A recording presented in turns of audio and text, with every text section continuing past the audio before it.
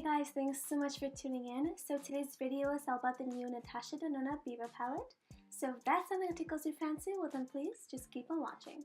So I don't know about you, but I really don't like it when people spend 3 hours describing the packaging. Like, yes, so we have here a rectangular palette and there's pink and white writing on it and it says Natasha Denona Biba palette. Like, no one cares. Just get to the shades, the good stuff.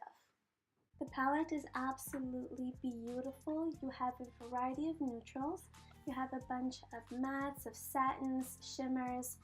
So beautiful. And when I look at a neutrals palette, I'm always looking for 4 specific shades. I'm always looking for a mustard yellow kind of shade. Voila, it's like a brownish yellow shade. Bingo, I'm happy with that. I'm always looking for a black, there you go. I'm always looking for a lid color, there you go. And I'm always looking for like a champagne or peachy, pinky, a very light shimmer, and voila, there you go. You also have 2 of them, but that's basically what I'm always looking for in a neutrals palette. So if those 4 shades came in a palette on its own, I'd be fully content with that. I want to make a statement with my eyeshadow and to show you guys that even though you're presented with a neutrals palette, it doesn't mean that your looks have to be boring. You can make them as boring or as glamorous as you want them to be. It's really all about the technique and what you do with the shades. But I think that a palette like this, with these assortments of colors, you can create so many beautiful looks, and it's such a good start for someone who doesn't know anything about makeup to someone who's fully advanced in makeup. The sky is your limit with these colors. Neutrals doesn't equate to boring, and I really had a good time creating this look. One thing that I noticed with this palette is that there is absolutely no fallout. I haven't tried all of the shades. I have tried most of them. I haven't tried these 2. I haven't tried... Yeah, I think that's it actually. These are not my favorite shades just because they're a little bit cool toned, even though it's a neutrals palette. It leans a little bit cool tone in my opinion. I usually stay away from cool tones. They're just not my cup of tea, but they're still beautiful shades, just not something that I usually incorporate into my makeup routine.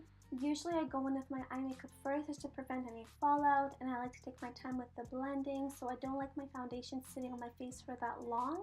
But for today's video, I wanted to test out the fallout. I wanted to see if it would be a disaster of a mess under my eyes, and nothing, no fallout. But also, little kickback isn't necessarily a bad thing. Sometimes pigments do have to be loosely packed into the pan just to make sure that you get a lot of pigment once you pick it up with your brush. It doesn't mean it's a bad thing to have a little fallout. It's just a bonus when there isn't any, and the formula is so good that your pigments are super on point. The no kickback aspect of the palette does not compromise her formula. Her mattes blend like an absolute dream. They're very smooth. They're very buttery. They're not patchy whatsoever. They're just really nice pigments to work with. The only downfall I would say, if you even consider this a downfall, is that these 2 shades, Taupe and Rayon, these are 2 satin shades. To be honest, they're a little bit weak. You really need to build them up to your desired look. And once you do build them up, they do turn out to be really beautiful, unique satin shades. They're very, very nice, but you do have to build them up. So I would say that's the only downfall about the entire palette. Her shimmers are super stunning, and I applied them dry on my eyes. So imagine if you were to apply them wet with Fix Plus or any setting spray of your choice.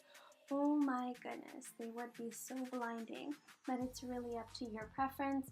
I decided not to just because I wanted to try them out, and I was really happy with the way it turned out dry on my eyes.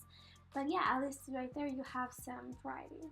Another thing that I noticed, but it's not bad at all, is that I'm pretty sure she said that spot is supposed to be a matte shade. I consider it to be satin finish, so I'm not really sure if that's super important. Just want to bring that to your attention. So for the shade names, I'm going to start on the top row and just work my way down. So the first row we have Rustic, Prairie, Cocoa, Freckle, and Shine. Next up we have Pasha, Monroe, Rayon, Buff, and Tone. And lastly, we have Seed, Tour, Sculpture, Spot, and Tusk. So all in all, this is a stunning palette. It's super beautiful. As always, Natasha Denona never fails to impress me anyway. She is by far, I believe, one of my favorites, probably my favorite makeup brand of all time. I really value and appreciate her work. And aside from those two satin shades that were a little bit weak compared to her regular formulas that I've seen in her past palettes, I have nothing else bad to say about this palette at all. I'm just so happy with it. And I've mentioned this about previous Natasha Denona palettes, that her shades, you can find them in other palettes, but it's her formula that you cannot find elsewhere.